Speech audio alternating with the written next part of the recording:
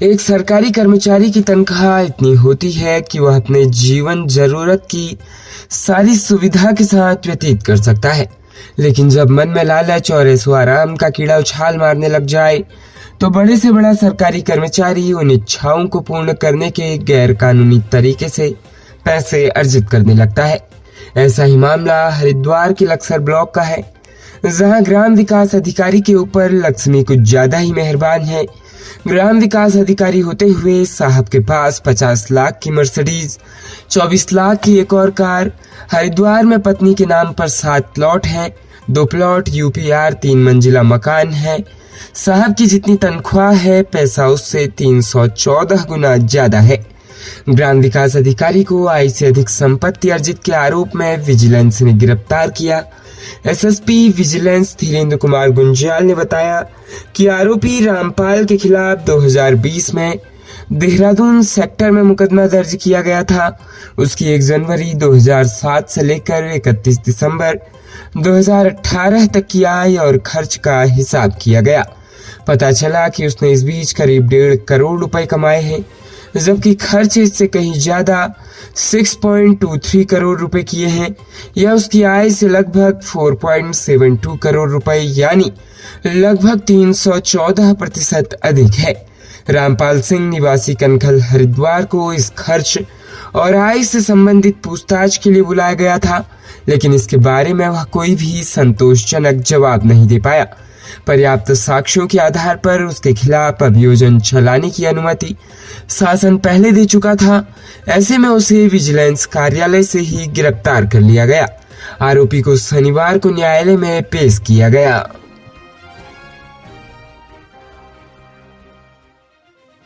राज्य में दर्दनाक हादसा हो गया। उधम सिंह नगर जनपद काशीपुर में एक अधेड़ व्यक्ति की ट्रेन से कटकर जान चली गई।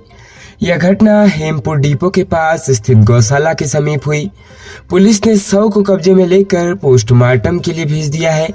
एसएसआई सतीश कुमार शर्मा ने बताया कि शनिवार की सुबह स्टेशन मास्टर काशीपुर ने सूचना दी कि प्रतापपुर के पास रेलवे ट्रैक पर एक अज्ञात व्यक्ति का शव बरामद हुआ है, जिसकी जान ट्रेन से कटने के कारण गई है। सूचना मिलते ही पुलिस फोर्स मौके पर पहुंची और स्थानीय लोगों व गांव वालों की मदद से शव की पहचान की गई।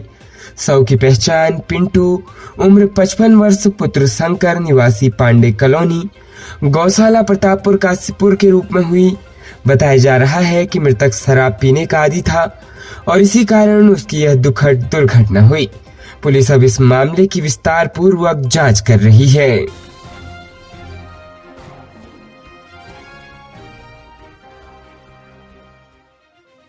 प्रदेश में 30 सितंबर तक मानसून की पूरी विदाई की संभावना है। मौसम विभाग ने देहरादून, बागेश्वर, पिथौरागढ़, हरिद्वार, नैनीताल, चंपावत और उधम सिंह नगर में भारी बारिश की भविष्यवाणी की है। मौसम विज्ञान केंद्र देहरादून के अनुसार दक्षिण पश्चिम मानसून राजस्थान, गुजरात, पंजाब और हरियाणा जैसे राज्यों से लौटने लगा है। मौसम वैज्ञानिकों का कहना है कि विदाई से पहले मानसून एक बार फिर सक्रिय होगा। अगले 2 दिनों में उत्तराखंड में बारिश के बाद मानसून लौटने की प्रक्रिया शुरू हो जाएगी। इस बीच 30 सितंबर के बीच इस प्रक्रिया के शुरू होने का अनुमान है। यह भी ध्यान देने योग्य है कि इस वर्ष मानसून देरी से लौट रहा है। आमतौर पर मानसून की विदाई की औसत तारीख 20 से 25 सितंबर होती है। पिछले कुछ वर्षों में भी मानसून की वापसी में देरी देखी गई है। मानसून के दौरान राज्य में बारिश की स्थिति की बात करें तो नैनीताल जनपद को छोड़कर सभी जगह सामान्य से अधिक बरसात हुई।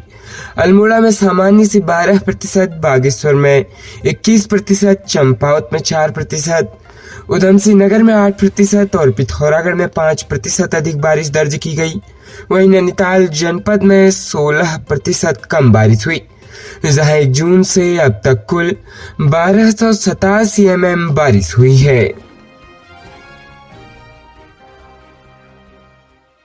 राज्य उत्तराखंड के हल्द्वानी शहर में इन दिनों महिलाओं को सम्मोहन कर उनके साथ लूटपाट की घटनाओं को अंजाम देने वाला गिरोह सक्रिय हो गया है। बीते दिन एक महिला को सम्मोहित कर उसके सोने के मंगलसूत्र और कान के टॉप्स लूट लिया गया। फिलहाल महिला की तहरीर पर पुलिस आगे की कार्रवाई कर रही है। बताया जा रहा है कि हरिपुर सिवदत्त गोरा पड़ाव निवासी मोहिनी देवी आशा वर्कर है। पीड़िता का कहना है कि वह बेस अस्पताल के बाहर एक एप्लीकेशन लिख रही थी। इसी दौरान 2 अज्ञात युवक उसके पास आए, जिसमें से एक कहने लगा, आंटी मेरे पास 1 लाख रुपए की गड्डी है, मेरे पीछे कुछ लोग रुपए लूटने के लिए लगे हुए हैं और हमने कुछ खाया नहीं, हमें भूख लगी है, आप अपने पास से हमें 500 रुपए दे दो, जिससे हम खाना खाकर अभी आपके पास ही आएंगे।